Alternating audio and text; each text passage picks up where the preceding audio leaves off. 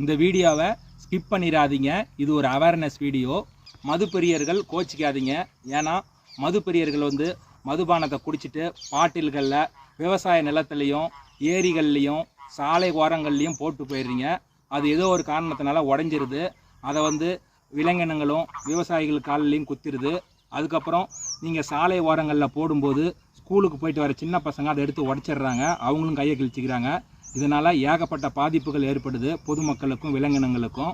அதனால் அரசாங்கம் எம்டி சிலிண்டரை வாங்கிட்டு எப்படி ஃபுல் பண்ணின சிலிண்டரை கொடுக்குறீங்களோ அதே மாதிரி எம்டி மதுபான பாட்டில்களை கொடுத்தா தான் மதுபானம் கிடைக்கும் அப்படிங்கிற ஒரு சட்டத்தை கொண்டு வாங்க. அப்போயாவது விலங்கினங்கள் விவசாயிகள் குழந்தைகள் கையெல்லாம் வந்து பாதுகாக்கப்படும் அப்படின்னு கேட்டுக்கிறேன்.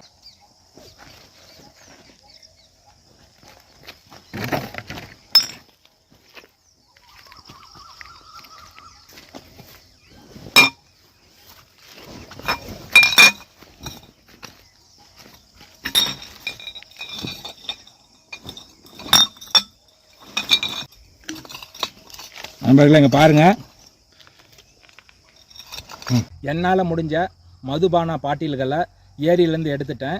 மது பிரியர்களுக்கு ஒரு அன்பான வேண்டுகோள் என்னன்னா, நீங்கள் மதுபானம் குடிக்கிறீங்க அப்படின்னா அதை வந்து விவசாய நிலத்துலையோ இல்லை ஏரிகள்லையோ இல்லை சாலை ஓரங்கள்லையோ போடாதீங்க. அது உடஞ்சி விலங்குகள் மனிதர்கள் எல்லாத்தையுமே காலில் குத்திடுது.